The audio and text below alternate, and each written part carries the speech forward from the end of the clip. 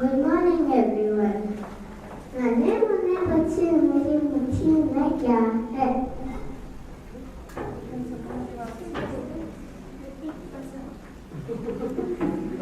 Yes, Mickey. This is soil. Today our assembly is based on Bharat ki mitti or soils of India. Soil is very important natural resource. It is the top layer of the earth's surface in which trees grow. It is formed when natural force break large rocks into smaller pieces. This is carried to different places by running water and wind. This is very slow process. It takes thousands of years for a layer of soil to be formed. India has many types of soil. They are classified into the following groups. Alluvial soil.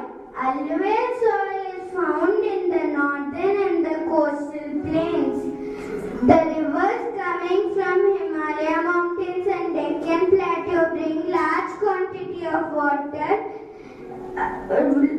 and sits with them.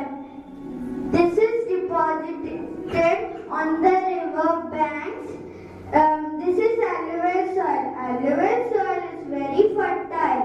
Crops such as rice, wheat, sugarcane, tobacco, pulses, cotton, oilseeds, vegetables are well grown in this soil. Black soil. Black soil is black in color.